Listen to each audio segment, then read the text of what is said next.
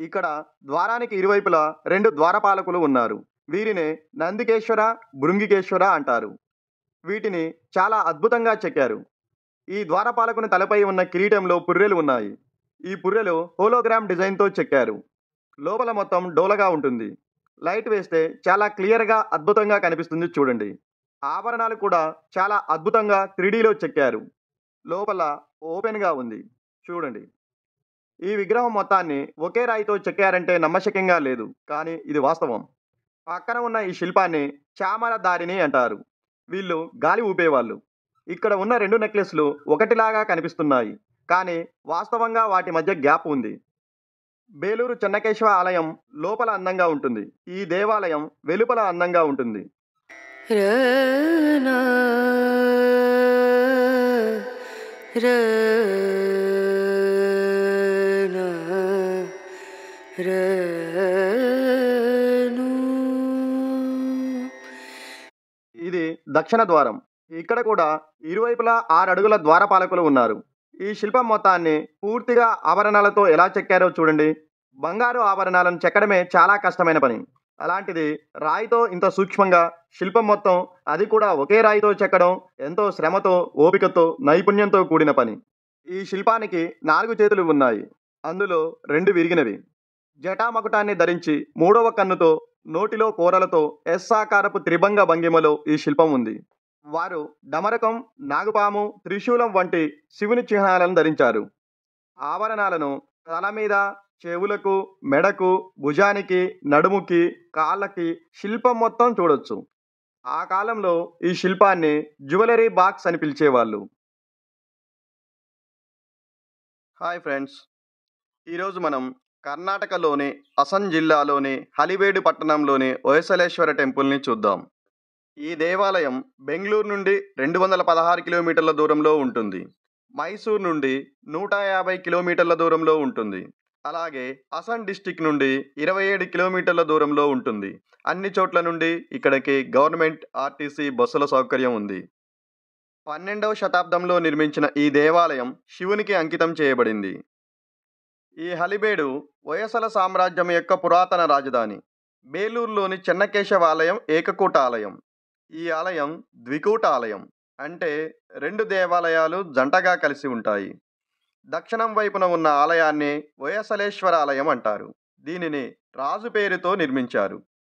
ఉత్తరం వైపున ఉన్న ఆలయాన్ని శాంతలేశ్వర ఆలయం అంటారు. దీనిని రాణి శాంతలాదేవి పేరుతో నిర్మించారు. 2 దేవాలయాల్లోనూ శివలింగం ఉన్నప్పటికీ పురుష మరియు స్త్రీలింగాల పేర్లు పెట్టారు. 2 శివలింగాలు కూడా అద్భుతంగా ఉన్నాయి. ఈ 2 టెంపుల్స్కి బయట 2 నంది మందిరాలున్నాయి. ఉమ్మడి వరండా ఈ 2 గుడులకు అనుసంధానంగా ఉంటాయి. ఈ 2 నందులు 2 శివలింగాలకు ఎదురుగా ఉంటాయి. హొయసలులు నిర్మించిన దేవాలయాలలో ఈ దేవాలయం అతిపెద్దది, ముఖ్యమైనది. హొయసల రాజైన విష్ణువర్ధనుడి కొలువులో ఉండే మంత్రి కేతుమల్లి శెట్టి 1121లో ఈ ఆలయ నిర్మాణాన్ని ప్రారంభించాడు. కానీ ఇది 1207లో పూర్తయింది.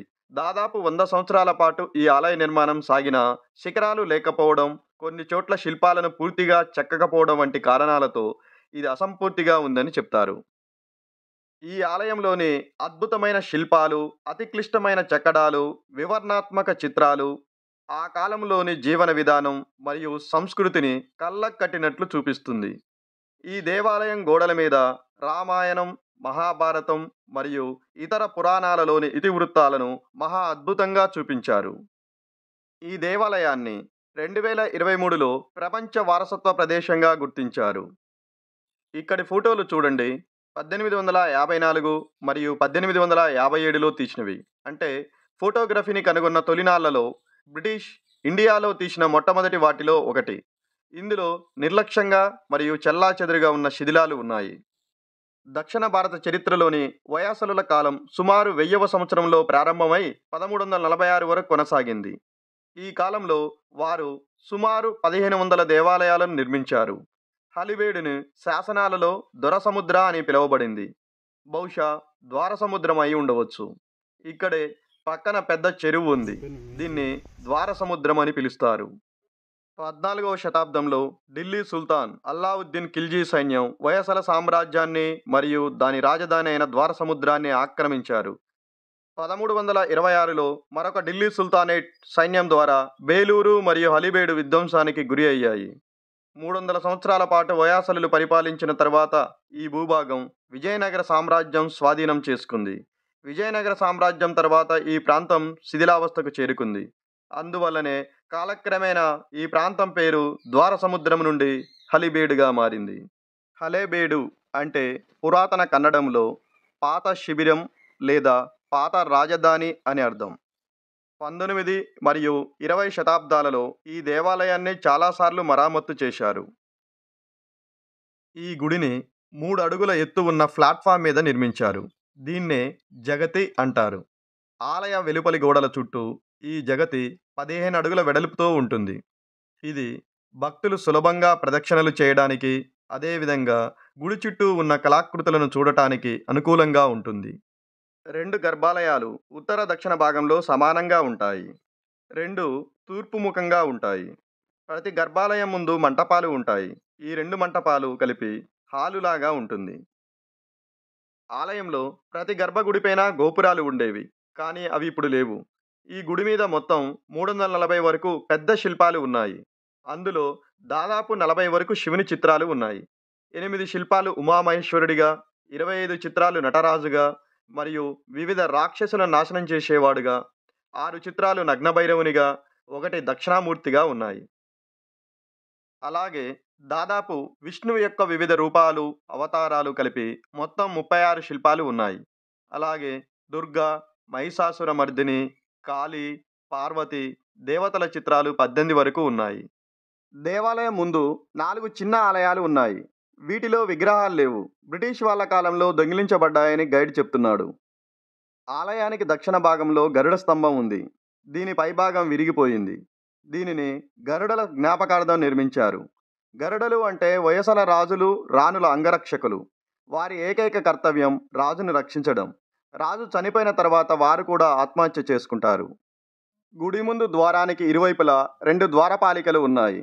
మొదట గుడి లోపల చూద్దాం. ఇక్కడ ఉన్న నవరంగ మంటపం చుట్టూ ఓపెన్గా ఉండేది.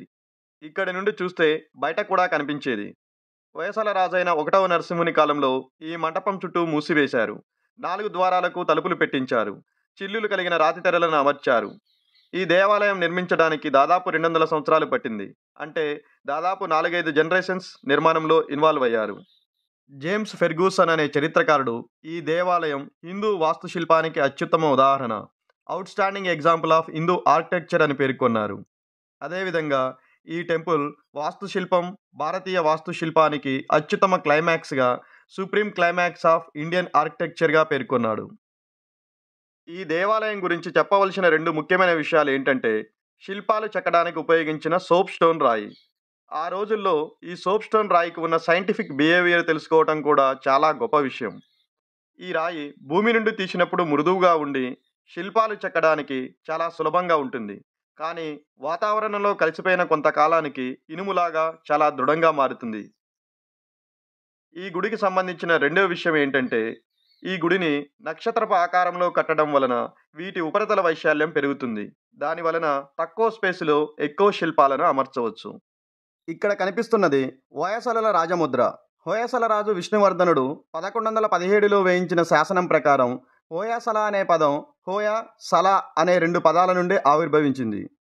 పురాతన కన్నడంలో హోయ్ అంటే చంపడం, సల అనేది హొయసల యువరాజు పేరు. తన గురువుపై దాడి చేసిన పులిని ఒంటి చేత్తో సల చంపినప్పుడు అది చూసి పులకించిన జైన గురువు సుదత్తమని హొయసల అని పిలిచినట్టు తెలుస్తుంది. పులిని చంపి ధైర్యాన్ని ప్రదర్శించిన సలను ఈ రాజవంశం తమ రాజముద్రగా చేసుకున్నారు. ఇక్కడ చూడండి, గుడికి వెళ్ళే ప్రధాన మార్గంలో వినాయకుడి పెద్ద విగ్రహం ఉంది. ఈ గుడి మీద శిల్పాలు ఈ వినాయకుడి శిల్పంతో మొదలవుతాయి. గణేశుడు నాట్య భంగిమలో ఉన్నాడు. క్రింద ఎలుక చూడండి, లావుగా ఉన్న గణేశుడి బరువు మోయలేక నోరు వెళ్ళబెట్టింది. దాని కాళ్ళు భూమిలోకి చొచ్చుకొని పోయాయి. గ్రిప్ కోసం దాని కాళ్ళగోళ్లతో గట్టిగా నేలను పట్టుకునే ప్రయత్నం చేస్తుంది. ఈ శిల్పం శిల్పి యొక్క అద్భుతమైన ఇమాజినేషన్కు ప్రతీకలాగా ఉంది. ఎలుకపై 6 చేతులతో వినాయకుడు డ్యాన్స్ చేస్తున్నాడు. అతని కుడి చేతులలో అంకుశం, దంతం, సర్పం మరియు ఎడమ చేతులలో పద్మం, చక్రం, మోదక పత్రం ఉన్నాయి. అతని తలపై అలంకరించిన గొడుగు, మకుటం, హారాలు, కవచాలు, కంకణాలు, కడియాల లాంటి చాలా ఆభరణాలు ధరించాడు. అతని క్రింద కుడివైపున నమస్కరిస్తున్నట్లు ఒక స్త్రీ రూపం, ఎడమ వైపున స్వీట్ ప్లేట్ పట్టుకొని ఒక మగ రూపం ఉంది. దాని ప్రక్కనే వినాయకుడి సోదరుడు సుబ్రహ్మణ్య స్వామి శిల్పం ఉంది. ఇతన్నే కార్తికేయ, షణ్ముగ, మురుగన్, స్కంద అని రకరకాలుగా పిలుస్తారు. అతడు తన వాహనమైన నెమలి మీద కూర్చున్నాడు. ఈ గుడి చుట్టూ 11 వరుసలుగా చిత్రాలను చెక్కడం జరిగింది. క్రింద మొదటి వరుసలో ఏనుగులు ఉన్నాయి. ఇవి గుడి చుట్టూ మొత్తం 1248 ఉన్నాయి. ఏనుగు స్ట్రెంత్కి సింబాలిక్గా ఉంటుంది. ఒకటి ఈ గుడి భారం మొత్తం మోస్తున్నట్లుగా ఉంటుంది. అదేవిధంగా యుద్ధంలో సైన్యానికి కూడా ఏనుగులు ఉండటం చాలా బలం. అంటే రాజ్యానికి, గుడికి ఏనుగులు ఉండటం చాలా బలమని చూపించారు. ఇవి ఒకదాని వెనకాల మరొకటి కవాతు చేస్తున్నట్లు ఉన్నాయి. రెండవ వరుసలో సింహాలు గర్జిస్తున్నట్లు ఉన్నాయి. ఇవి ధైర్యానికి చిహ్నం. మూడో వరుసలో పూలు ఉన్నాయి. ఈ పూల కొమ్మలు కొన్ని క్లాక్ వైజ్ మరికొన్ని యాంటీ క్లాక్ వైజ్ తిరుగుతున్నట్లు ఉన్నాయి. వీటి మధ్యలో చిన్న చిన్న శిల్పాలు ఉన్నాయి. అవి సంగీత వాయిద్యాలను ప్లే చేస్తున్నట్లు ఉంది. నాలుగవ వరుసలో గుర్రాలు ఉన్నాయి. ఇవి వేగానికి సింబాలిక్గా చూపించారు. ఈ గుడి మీద అటాక్ చేయడం వలన చాలా వరకు విరిగిపోయాయి. ఐదవ వరుసలో పూలు ఉన్నాయి. ఇవి అందానికి ప్రతీకలు. ఆరవ వరుసలో రామాయణం, మహాభారతంలోని కొన్ని సన్నివేశాలను చెక్కారు. ఇది మహాభారతంలో అర్జునుడికి కర్ణుడికి మధ్య జరుగుతున్న యుద్ధం. ఇక్కడ చూడండి, అర్జునుడు ఒకేసారి చాలా బాణాలను వదులుతున్నట్లు ఎంత అద్భుతంగా క్రియేటివ్గా చెక్కారో.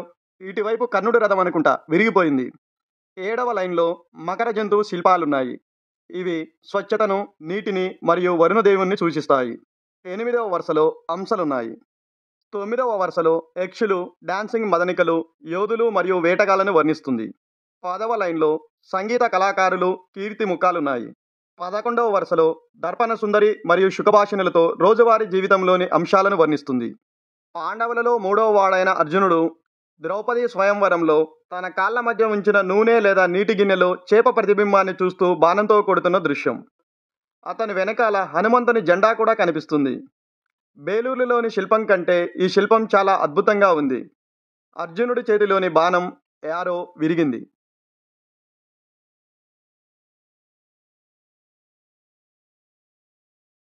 ఇక్కడ త్రిమూర్తులు ఉన్నారు చూడండి. మొదట బ్రహ్మ ఉన్నాడు, మధ్యలో శివుడు, తర్వాత విష్ణువు ఉన్నారు. ఈ త్రిమూర్తులను GOD గాడ్ అంటారు. జి అంటే జనరేటర్, సృష్టికర్త బ్రహ్మ. ఓ అంటే ఆపరేటర్, సంరక్షకుడు విష్ణువు. డి అంటే డిస్ట్రాయర్, వినాశకుడు శివుడు. GOD గాడ్ సృష్టికర్త, స్థితికర్త, లయకర్త. ఇది శివాలయం కాబట్టి శివుడు మధ్యలో ఉన్నాడు. ఇక్కడ ఉమామహేశ్వరుల శిల్పాన్ని ఎంత అద్భుతంగా చెక్కారో చూడండి. పార్వతి శివుని ఒడిలో కూర్చుంది. శివునికి మూడవ కన్ను ఉంది. ఇక్కడ పార్వతీదేవి వాహనం ముంగీస ఉంది. పార్వతీదేవి ఎప్పుడైతే కామ్గా, హ్యాపీగా ఉంటుందో అప్పుడు ఆమెను గౌరీ లేదా ఉమా అంటారు. అప్పుడు ఆమె వాహనం ముంగీస. ఎప్పుడైతే ఆమె కోపంగా ఉంటుందో చాముండి లేదా దుర్గా రూపంలో ఉంటుంది. మరియు ఆమె వాహనం సింహం ఉంటుంది. పార్వతీదేవి చెవిరింగులు చూడండి, మోడ్రన్గా, పెద్దవిగా, అందంగా ఉన్నాయి. అదేవిధంగా అందమైన కర్లీ హెయిర్ స్టైల్ ఉంది. ఈ గుడిలో మొత్తం 242 రకాల హెయిర్ స్టైల్స్ ఉన్నాయి. గోవర్ధనగిరి పర్వతాన్ని ఎత్తుకున్న శ్రీకృష్ణుడి శిల్పాన్ని చూడండి, ఎంత అద్భుతంగా చెక్కారో. ఇంద్రుడి వల్ల కురుస్తున్న భారీ వర్షాల నుండి తన గ్రామమైన గోకులాన్ని రక్షించడానికి శ్రీకృష్ణుడు గోవర్ధన పర్వతాన్ని ఒంటి చేత్తో ఎత్తి పట్టుకున్నాడు. ప్రజలు మరియు పశువులు పర్వతం క్రింద ఆశ్రయం పొందడం చూడవచ్చు. అదేవిధంగా ప్రజలు ఆనందంతో నృత్యం చేస్తున్నారు. ఈ పర్వతం పైన చూడండి, అరటి చెట్టు, చెట్టు ఎక్కుతున్న కోతి, ఎలుకను తింటున్న పిల్లి, వేటగాడు, గుహలోకి వెళ్తున్న సింహం వెనక 2 కాళ్ళు, ఏనుగు, పాములు, నెమళ్ళు, ఇలా రకరకాల జంతువులను చూడగలిగేంతగా ఎంత క్లియర్గా అద్భుతంగా చెక్కారో చూడండి. భైరవ రూపంలో ఉన్న శివుడు రాక్షసుడి తల తీస్తే ఆ తల నుండి కారుతున్న రక్తాన్ని త్రాగడానికి ప్రయత్నిస్తున్నట్లు ఉన్న శునకాన్ని చూడండి. భైరవుని కాళ్లకు, తల మీద, చేతులలో పాములను చూడొచ్చు. అదేవిధంగా ఒక చేతిలో అతను పట్టుకున్న పుర్రెను చూడండి. పాము ఒక కంటిలోకి వెళ్ళి ఇంకొక కంటిలోంచి బయటకు వస్తున్నట్లు భయంకరంగా చిత్రీకరించారు. ఇక్కడ ఇద్దరు సంగీత కళాకారులు ఉన్నారు. ఈ శిల్పం గజాసుర సంహారమూర్తి. గజాసురుడు అనే రాక్షసుడు ఘోరమైన తపస్సు చేసి బలమైన శక్తులను పొందుతాడు. కానీ గర్వంతో అతడు ప్రజలను వేధించడం, దోచుకోవడం మరియు చంపడం ప్రారంభించాడు. దేవతలు కూడా అతనికి భయపడ్డారు. ఒకరోజు వారణాసిలో గజాసురుడు శివభక్తులపై దాడి చేశాడు. వారిని రక్షించడానికి శివుడు ప్రత్యక్షమై ఏనుగు శరీరాన్ని చీల్చుతాడు. శివుడు ఏనుగు లోపల నృత్యం చేస్తున్నాడు. 8 చేతులతో శివుడు ఏనుగు శరీరం లోపల నృత్యం చేస్తున్నట్లు చిత్రీకరించబడింది. పై 2 చేతులు ఏనుగు చర్మాన్ని చీల్చుతున్నట్లు, 2 కుడి చేతుల్లో త్రిశూలం మరియు ఖడ్గం ఉన్నాయి. మిగతా 2 ఎడమ చేతుల్లో డమరకం మరియు తెగిన తలను పట్టుకొని ఉన్నాయి. దిగువ 2 చేతులు నృత్య భంగిమలో ఉన్నాయి. అతని వాహనం నంది. అతని కుడి దిగువన మరియు 3 సంగీతకారులు ఎడమ వైపున వివిధ వాయిద్యాలను వాయిస్తూ ఉన్నారు. పైన చర్మం నుండి చేతివేలు చీల్చుకొని వస్తున్నట్లు ఎంత అద్భుతంగా చెక్కారో చూడండి.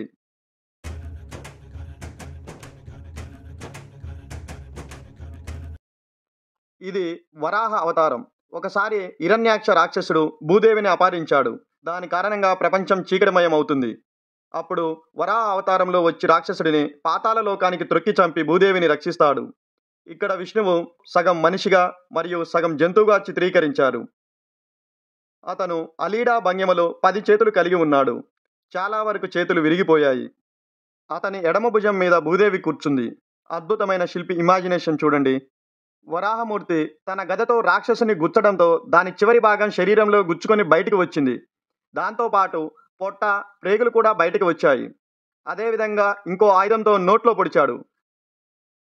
వరాహమూర్తి బలంగా త్రొక్కడంతో రాక్షసుడి కళ్ళగుడ్లు బయటకు వచ్చినట్లు ఉన్నాయి.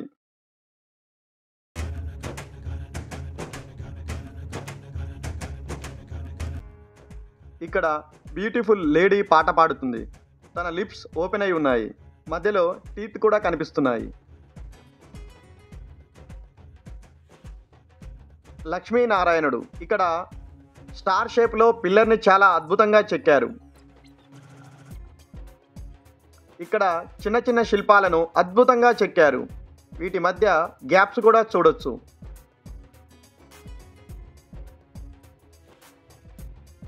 ఇక్కడ ఏ శిల్పం చెక్కకుండా ఖాళీ ప్లేస్ ఉంది.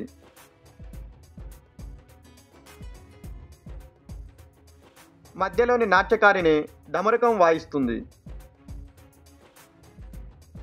డోలుకు ఉన్న త్రాడును చూస్తే ప్లాస్టిక్ త్రాడు లాగా అనిపిస్తుంది, కానీ దీన్ని కూడా రాయితో చెక్కారు.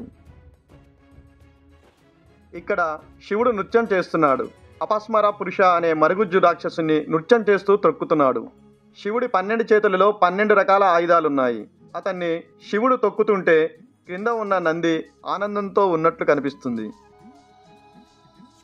ఇక్కడ ఉగ్ర నరసింహస్వామి హిరణ్యకశపుని చంపుతున్న దృశ్యం. నరసింహస్వామి కోపంతో ఉన్నాడని చూపించడానికి శిల్పి తన నైపుణ్యాన్ని చూపించాడు. ఇక్కడ ఉన్న రాక్షసుడి ముఖం మీద చర్మాన్ని చీల్చడంతో చర్మంతో పాటు కళ్ళు కూడా వచ్చినట్లు చెక్కాడు. అలాగే ఇక్కడ రాక్షసుడి పొట్ట చీల్చుతున్నట్లు ఉంది, కానీ చేతులు విరిగి విగ్రహం డ్యామేజ్ అయ్యింది. ఎడమవైపు క్రింద గరుడ శిల్పం కూడా ఉంది. ఇక్కడ మహిషాసుర మర్దిని రూపంలో దుర్గాదేవి ఉంది. మహిషాసుర మర్దిని 3 సంస్కృత పదాల కలయిక. మహిష అంటే గేది, అసుర అంటే రాక్షసుడు, మర్దిని అంటే సంహరించటం. దుర్గాదేవి మహిషాసురుని చంపుతున్నప్పుడు నిజమైన మహిషాసురుడు గేదె శరీరం నుండి ఉద్భవించినట్లు కనిపిస్తుంది. ఇక్కడ శివపార్వతులు నంది మీద కూర్చొని ఉన్నారు. ఎంత సహజంగా చెక్కారో చూడండి.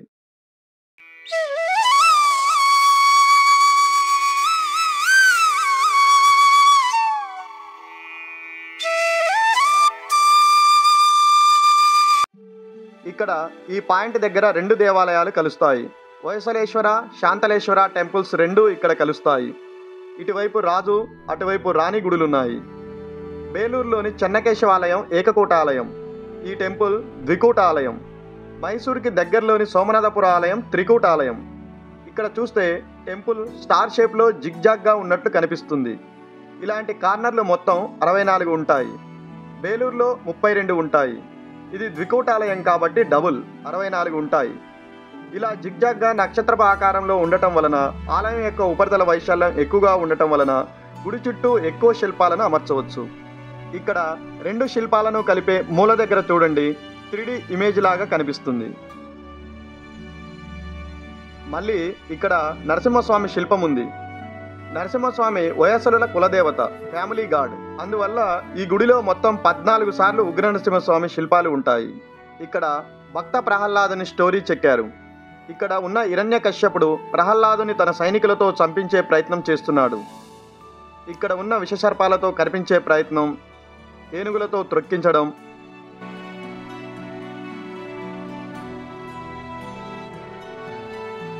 అగ్నిలో కాల్చడం, కొండ మీద నుంచి తోయడం వంటి ఎన్నో ప్రయత్నాలు చేస్తారు. కానీ వీటన్నిటి నుండి ప్రహ్లాదుడు క్షేమంగా బయటకు వస్తాడు. అప్పుడు హిరణ్యకశ్యపుడు తన ప్రియమైన దేవుడైన విష్ణువుని చూపించమని ప్రహ్లాదుడికి సవాలు చేయడంతో అన్ని చోట్ల ఉంటాడని, ఈ స్తంభంలో కూడా ఉంటాడని చెప్తాడు. ఇక్కడ శిల్పి చూడండి, 1 ఇంచు వెడల్పుతో నరసింహస్వామిని చెక్కాడు.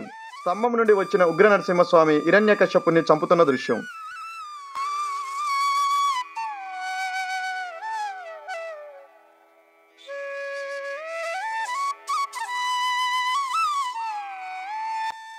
పైన చూడండి, మొత్తం ఓలో స్ట్రక్చర్. ఇక్కడ లక్ష్మీదేవి తామర పువ్వు మీద నృత్యం చేస్తుంది. చేతిలో అమృత కలశం ఉంది.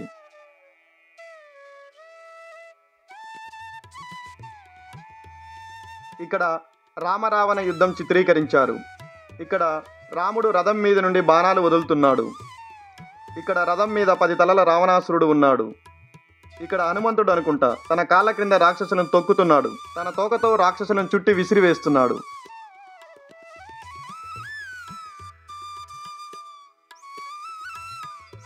ఇది మకర ప్రణాళము. 18 ఫీట్స్ పొడవున్న దీన్ని ఒకే రాయితో చెక్కారు. లోపల గర్భగుడి నుండి బయటి వరకు ఉంది. అభిషేకం చేసిన నీళ్లు దీని ద్వారా బయటికి వస్తాయి. చాలా రియలిస్టిక్గా చెక్కిన డాన్సింగ్ గణేష్ చూడొచ్చు. శ్మశాన భైరవి, చేతిలో తల ఉంది. చుట్టూ అస్థిపంజరాలు, స్కెలిటన్స్ ఉన్నాయి. వీటిని బేతాళులు అని కూడా అంటారు. ఇటువైపు బేతాళులు మ్యూజిక్ వాయిస్తుంటే అటువైపు బేతాళుడు డ్యాన్స్ చేస్తున్నాడు. ఇక్కడ పక్కనే ఉన్న కుక్క తల నుండి కారుతున్న రక్తపు బొట్లను తాగుతున్నట్లు ఉంది. ఇక్కడ బలిచక్రవర్తి స్టోరీని చిత్రీకరించారు. విష్ణువు తన 5వ అవతారమైన వామన రూపంలో వచ్చి బలిచక్రవర్తి నుండి 3 అడుగుల స్థలాన్ని దానంగా అడుగుతాడు. ప్రక్కనే ఉన్న గురువు శుక్రాచార్యులు వద్దని వారిస్తాడు. కానీ బలిచక్రవర్తి 3 అడుగులు దానంగా ఇస్తాడు. తర్వాత వామనుడు పెద్దగా అయి భూమి మీద 1 అడుగు, ఆకాశంలో ఇంకో అడుగు పెడతాడు. విష్ణు పాదాన్ని బ్రహ్మ నీటితో కడుగుతున్నాడు. కడిగిన నీరు నదిలా ప్రవహిస్తుంది. నదిలో చేపలు, తాబేళ్లు కూడా కనిపిస్తున్నాయి. నీటి ప్రవాహాన్ని అలలుగా చూపిస్తున్నారు. విష్ణువు తన కాలిని పైకి ఎత్తినప్పుడు క్రింద మలిగినట్లు వస్త్రాన్ని చెక్కారు. ఇక్కడ గరుడమూర్తి ఉన్నారు. ఇక్కడ నృత్యం చేస్తున్న సరస్వతి శిల్పాన్ని చెక్కారు. 10 చేతులలో కొన్ని విరిగిపోయినాయి. ఒక చేతిలో జపమాల ఉంది. ఇంకొక చేతిలో పుస్తకం అంటే తాళపత్ర గ్రంథాలున్నాయి. క్రింద ఇటువైపు డ్రమ్మర్స్ ఉన్నారు. తన కాళ్ళ దగ్గర నెమలి ఉంది. ఇక్కడ శంఖ, చక్ర, పద్మ మరియు గదలతో ఉన్న చెన్నకేశవుని శిల్పాన్ని అద్భుతంగా చెక్కారు. ఇక్కడ సూర్యభగవానుడు ఉన్నారు. 2 చేతులలో 2 ఫ్లవర్స్ ఉన్నాయి. తనకి క్రింద తన 2 భార్యలు ఉషా మరియు ఛాయ ఉన్నారు. వాళ్ళు డే అండ్ నైట్ని రిప్రజెంట్ చేస్తారు. ఇక్కడ ఈ శిల్పాన్ని చూడండి. ఇతను ఆ కాలం నాటి ఇండియన్ లాగా లేడు. అతని డ్రెస్ చూడండి, పొడవైన ఓపెన్ కోట్, డబుల్ కాలర్, ఉంగరాల జుట్టుతో బ్రిటిష్ జడ్జిలాగా ఉన్నాడు. అతను బూట్లు వేసుకోలేదు. ఇక్కడ ఉన్న చిత్రం చూడండి. దీనిని గజేంద్ర మోక్షం లేదా కలిమకర సంగ్రామం అంటారు. ఈ శిల్పంలో మొసలికి మరియు ఏనుగుకి మధ్య పోరాటం జరుగుతుంది. చివరికి మొసలి ఏనుగు కాలిని కరిచి పట్టుకోవడంతో ఏనుగు శ్రీ మహావిష్ణువుని రక్షించమని వేడుకుంటుంది. అది విన్న విష్ణువు గరుడ వాహనం మీద సరస్సు వద్ద మొసలి మీద విష్ణు చక్రాన్ని వదులుతాడు. తల తెగిన మొసలి నుండి శాప విమోచనం కలిగి గంధర్వుడు బయటకు వచ్చి విష్ణువుకి నమస్కరిస్తున్నట్లు చెక్కారు. ఏనుగు తన తొండంతో కమలాన్ని పట్టుకున్నట్లు చిత్రీకరించారు. సరస్సులాగా కనిపించేందుకు లోపల తామర పువ్వులు, చేపలను కూడా చెక్కారు. ఇది విషకన్య, పాయిజన్ గర్ల్. రాజుల కాలంలో శత్రువులను నాశనం చేయడానికి వీరిని ఉపయోగించేవారని చెప్తారు. వీరి శరీరం మొత్తం విషంతో నిండి ఉంటుందని చెప్తారు. ఈ ప్రత్యేక వర్ణనలో ఆమె నగ్నంగా విలాసవంతమైన రూపంలో చూపబడింది. ఆమె కాళ్లకు భుజాల మీద పాములున్నట్లు చూపించారు. ఆమె మోడ్రన్ హెయిర్ స్టైల్, మోడ్రన్ చెప్పులు వేసుకున్నట్లు చూపించారు. ఇక్కడ కృష్ణుని పారిజాతాపహరణం ఘట్టం ఎంతో అద్భుతంగా చెక్కారో చూడండి. కృష్ణుడు, సత్యభామ ఇంద్రలోకం నుండి పారిజాత వృక్షాన్ని దొంగిలించి గరుడ వాహనం మీద వెళ్తున్నారు. ఇది తెలిసిన ఇంద్రుడు తన వాహనమైన ఐరావతం మీద తన భార్య సచీదేవితో పాటు పారిజాతం చెట్టు కోసం వెంబడిస్తున్నారు. శిల్పంలో సజీవత్వం కనిపించేందుకు శిల్పి చూడండి ఏనుగును ఎంత అద్భుతంగా చూపించాడో. ఏనుగు పరిగెడుతున్నప్పుడు దాని చెవులు, మెడలోని గొలుసు కదులుతున్నట్లు, ముందు కాలు వెనక కాలుతో అడుగులు వేస్తున్నట్లు, వెనక ఉన్న గంటలు చెల్లా చెదురైనట్లు, తోక పైకి లేచినట్లు, వెనక కూర్చున్న సచీదేవి ఎగిరెగిరి పడుతున్నట్లు, నెమ్మదిగా వెళ్ళమని ఇంద్రుడిని వారిస్తున్నట్లు అద్భుతంగా చెక్కారు. ఇంద్రుడు లేపిన తన చేతిలో వజ్రాయుధాన్ని పట్టుకొని యుద్ధానికి సిద్ధం అన్నట్లు ఉన్నాడు. ఇంకో చిత్రంలో గరుడమూర్తిని కూడా చాలా భారీ పరిమాణంలో ఐరావతంతో సమానంగా చూపించారు. గరుడమూర్తి భుజం మీద కృష్ణుడు కూర్చున్నాడు. కృష్ణుడి ఒడిలో సత్యభామ కూర్చుంది. గరుడమూర్తి కుడి చేతిలో వజ్రాయుధంలాగా ఉంది. కుడి చేతిలో పారిజాత చెట్టును పట్టుకున్నాడు. పారిజాత వృక్షాన్ని కూడా చాలా క్లియర్గా చూపించారు. చెట్టుకున్న కొన్ని పూలు విచ్చుకున్నట్లు, కొన్ని వాడిపోయినట్లు, మరికొన్నింటిని మొగ్గలుగా చెక్కారు. ఇది 2 టెంపుల్స్ని కలిపే సెంటర్ పాయింట్. ఇక్కడ రాణి శాంతలాదేవి భరతనాట్యం చేస్తున్న చిత్రం. ఈ శిల్పాన్ని చాలా అద్భుతంగా, నాట్య భంగిమను చాలా సహజసిద్ధంగా కనిపించేటట్లు చెక్కారు. క్రింద పాదాన్ని తిప్పినట్లు, కాలివేళ్లకు ఉన్న రింగులు కూడా కనిపించేటట్లు చెక్కారు. ఇక్కడ 1 స్టోన్ 2 గాడ్స్. ఒకే శిల్పంలో 2 దేవుళ్ళు ఉన్నారు. సగం శివుడు, సగం విష్ణువు ఉన్నారు. ఇక్కడ దేవులను గుర్తించడం కష్టం, కానీ వాళ్ళు పట్టుకున్న ఆయుధాల ద్వారా గుర్తించవచ్చు. కుడివైపు శివుడు త్రిశూలం, డమరకం, జపమాల ధరించాడు. అతని క్రింది వైపు వాహనం నంది ఉంది. ఎడమవైపు శంఖ చక్ర గదతో విష్ణువు ఉన్నాడు. అతని క్రింది వైపు అతని వాహనం గరుడ చెక్కడానికి స్కెచ్ వేశారు, కానీ పూర్తి చేయలేదు. హరిహర శిల్పం. ఇక్కడ రామాయణంలోని ఘట్టం ఉంది. వాలి, సుగ్రీవుల మధ్య యుద్ధం జరుగుతున్నప్పుడు రాముడు చాటుగా బాణం విసురుతాడు. ఎందుకంటే వాలితో డైరెక్ట్గా పోట్లాడితే ఎదుటివారిలో సగం బలం వాలికి వస్తుంది. బాణం 7 చెట్లను ఛేదిస్తూ వెళ్తున్నట్లు చూపించారు. అది సర్పాస్త్రం, అందువల్ల పాములాగా చూపించారు. దీన్నే సప్తతాళ ఛేద అంటారు. ఇక్కడ రాముడు ఉన్నాడు. ఇక్కడ వాలి, సుగ్రీవులు పోట్లాడుతున్నారు. ఇక్కడ రాముడు హనుమంతునికి ఉంగరం ఇస్తున్నాడు. ఇక్కడ బ్యూటిఫుల్ స్మైలీ ఫేస్తో లక్ష్మీదేవిని అద్భుతంగా చెక్కారు. ప్రక్కన విష్ణు కూడా స్మైలీ ఫేస్తో ఉన్నారు.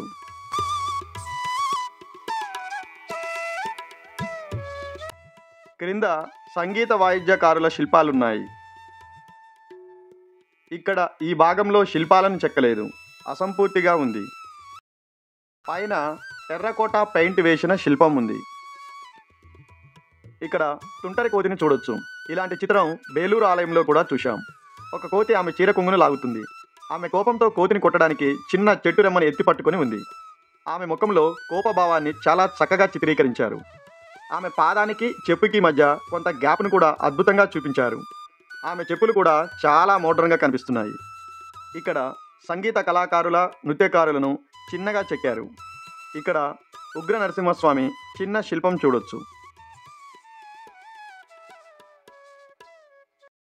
ద్రోణాచార్యునికి అర్జునుడి మధ్య యుద్ధ సన్నివేశం.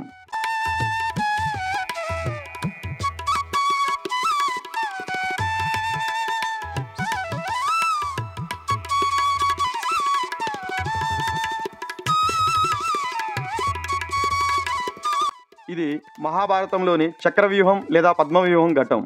ఇది చాలా క్లిష్టంగా తేనెతెట్టలాగా ఉంది. దీనిని ద్రోణాచార్యుడు నిర్మించారు. దీనిలోంచి కేవలం 3 వ్యక్తులు మాత్రమే బయటపడగలరు. వారు కృష్ణుడు, అర్జునుడు మరియు ద్రోణాచార్యుడు. అభిమన్యుడికి లోపలికి వెళ్ళడం తెలుసు, కానీ బయటికి రావడం తెలియదు. ఈ చిత్రాన్ని క్లియర్గా చూస్తే రథాలు, గుర్రాలు, విలుకాడులు, ఖడ్గవీరులు, పాద సైనికులు మరియు అనేక మంది ఆ వృత్తం లాంటి నిర్మాణంలో చిక్కుకున్నారు. సర్కిల్ మధ్యలో అభిమన్యుడు పూర్తిగా బాణాలతో గుచ్చబడి కౌరవ సైనికులు చుట్టుముట్టినట్లు కనిపిస్తారు. దీన్ని చెక్కిన వారికి ఉలిపైనే కాకుండా మన ప్రాచీన ఇతిహాసాలపై కూడా చాలా పట్టుంది. ఇక్కడ ఉంగరాల జుట్టుతో గదను పట్టుకున్నవాడు భీముడు కౌరవ సైనికునితో యుద్ధం చేస్తున్నాడు.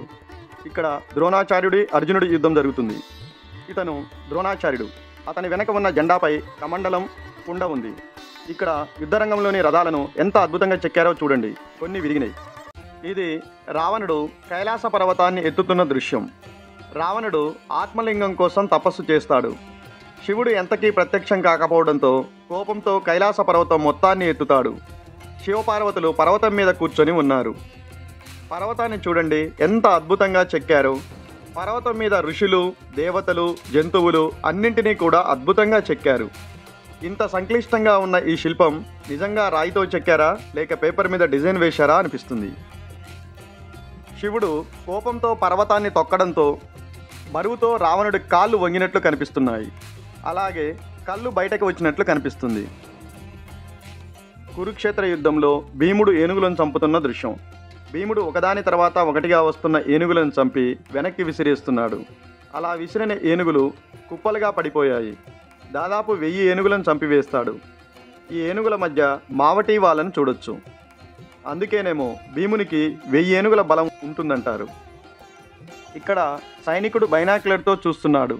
దీనిని గెలీలియో 17వ శతాబ్దంలో కనుగొన్నాడు. కానీ ఈ గుడిని 12వ శతాబ్దంలో నిర్మించారు.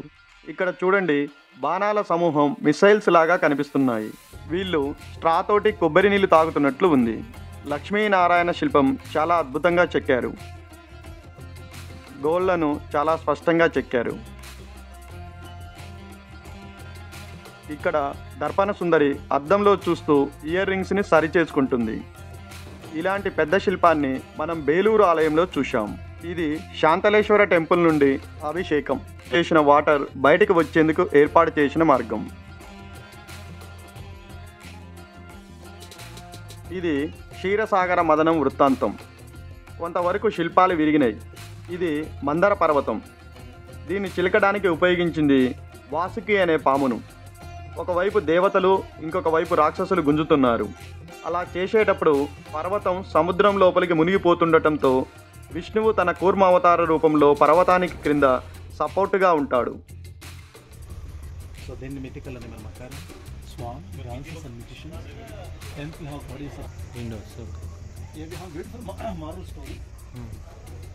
ఇక్కడ రాక్షసుల గురువు శుక్రాచార్యులు మెడిటేషన్ చేస్తున్నాడు. ఇక్కడ ఈత చెట్లున్నాయి. వాటి నుండి తీసిన కళ్ళు క్రింద కుండలో ఉంది. ఆ కుండ పైన పక్షి కూర్చొని కళ్ళు తాగుతుంది.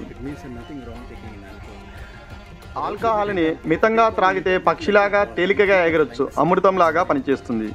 ఎక్కువగా త్రాగితే పాము విషంలాగా అవుతుంది అని సింబాలిక్గా చెప్పారు.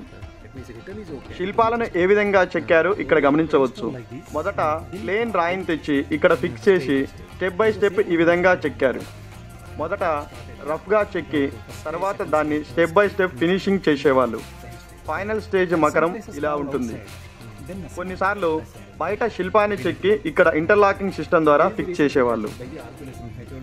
ఇంతకుముందు చూసిన అష్టదిక్పాలకులను ఇక్కడ కూడా చెక్కారు. తూర్పున ఇంద్రుడు, ఆగ్నేయంలో అగ్ని, దక్షిణంలో యముడు, నైరుతిలో నైరుత్య, పడమరలో వరుణుడు, వాయువ్యంలో వాయువు, ఉత్తరంలో కుబేరుడు, ఈశాన్యంలో ఈశాన్యుడు. వీళ్ళందరూ త్రిమూర్తులైన బ్రహ్మ, విష్ణు, మహేశ్వరులను దర్శించుకోవడానికి వెళ్తున్నారు. ఇలాంటి ప్లేన్ రాయి మీద ఈ విధంగా చెక్కుతారు. ఇక్కడ వీళ్ళు చూడండి, హెల్మెట్స్ ధరించారు, శిరస్త్రాణం. వీళ్ళు ఆస్ట్రోనాట్స్ లాగా ఉన్నారు. గుర్రం మీద ఉన్న వీళ్ళు గంబూట్స్ వేసుకున్నారు.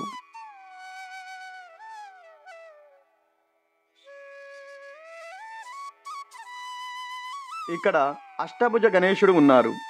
కాళ్ళు చూడండి, డ్యాన్స్ చేస్తున్నట్లు ఉంది. డ్యాన్స్ చేస్తున్నప్పుడు ఉదరం ముందుకొచ్చినట్లు కనిపిస్తుంది.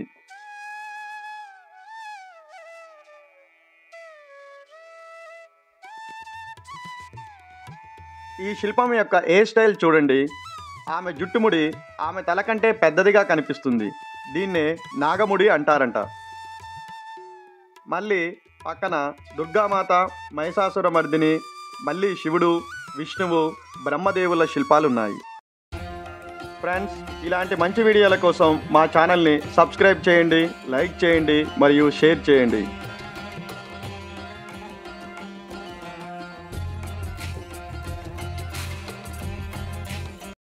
శివుని వాహనమైన నంది ఇక్కడ ఉంది.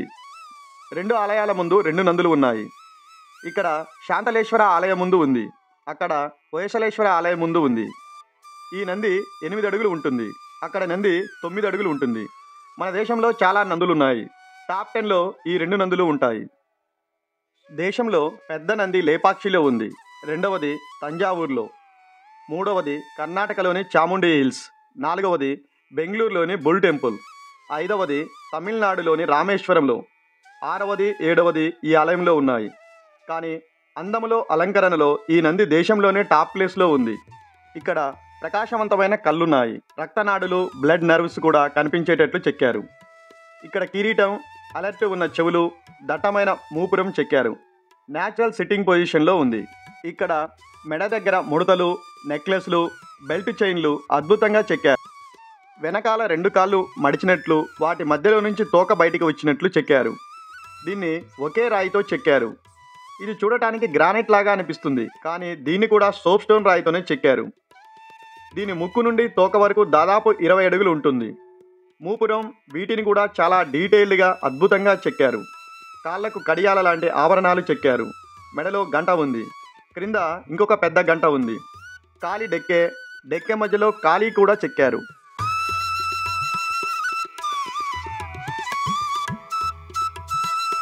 నాసికా రంధ్రాలు, బ్లడ్ నర్వ్స్ చూడండి.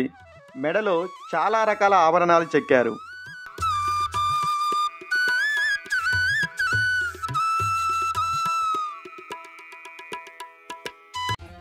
తూర్పు వైపు ఉన్న ద్వారం నుండి శాంతలేశ్వర ఆలయంలోకి వెళ్తున్నాం. లోపల గర్భగుడిలో శివలింగం చూడండి. ఇక్కడ కూడా 2 వైపులా ద్వారపాలకులు, నంది, భృంగి ఉన్నారు. ప్రక్కన చామరదారిని.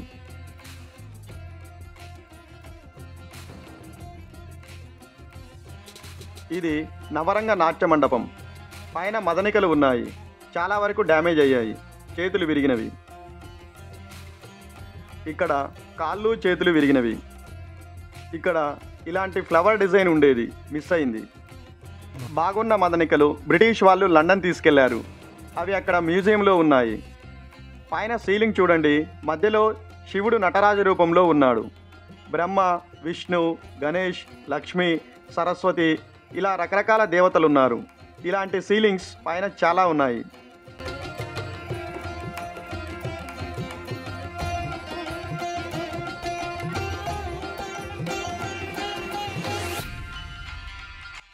ఇక్కడి శాసనాలు సంస్కృతంలో మరియు పురాతన కన్నడంలో ఉన్నాయి. ఆ కాలంలో ఎవరెవరు ఎంత దానం చేశారు, ఏమి దానం చేశారు, ఎలాంటివి అంటే భూములు, నగలు, డబ్బులు లాంటివి దానం చేశారనే విషయాలను పొందుపరిచారు.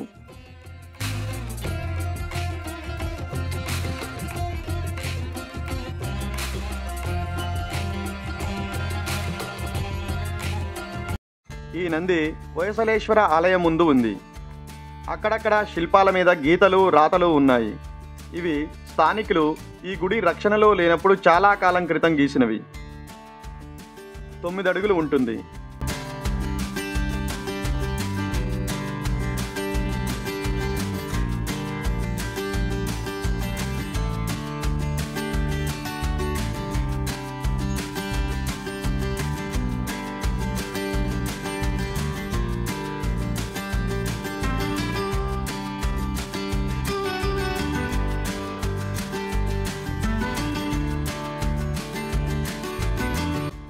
ఈ నంది విగ్రహం వెనక వైపు సూర్య భగవానుడి చిన్న ఆలయం ఉంది.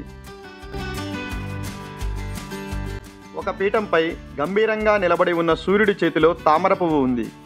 క్రింద అతనికి 2 వైపులా అతని భార్యలు ఉష మరియు ఛాయ ఉన్నారు. పీఠం క్రింద సూర్యుని రథసారథి అనూరుడు నడిపే 7 గుర్రాల రథం ఉంది.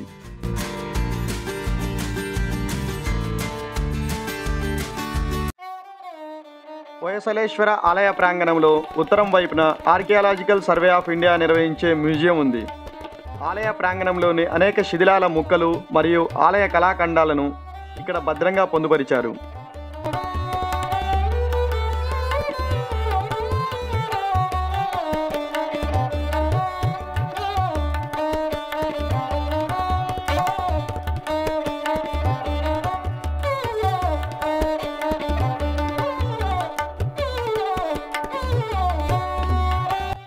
ఇక్కడ పెద్ద బాహుబలి ఏకశిలా విగ్రహం ఉంది.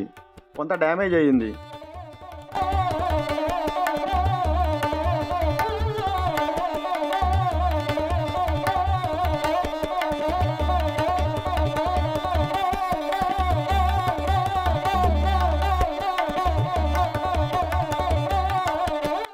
పక్కన ద్వారసముద్ర చెరువు ఉంది. ఇక్కడ తవ్వకాలలో శిథిలాలు బయటపడ్డాయి. ఇది హొయసల దేవాలయానికి తూర్పున ద్వారసముద్రం సరస్సు ప్రక్కన ఉంది. ఈ శిథిలాలు 2 ఆలయాలకు చెందినవంట. ఒకటి ద్వికూట ఆలయం తూర్పు వైపు, ఇంకొకటి ఏకకూట ఆలయం పడమర వైపు ఉన్నాయి. ఇవి రెండూ కూడా హొయసలేశ్వర ఆలయం కంటే కూడా ముందు నిర్మించినవంట. ఇక్కడ ఆలయ పిల్లర్లు శిథిలాలున్నాయి.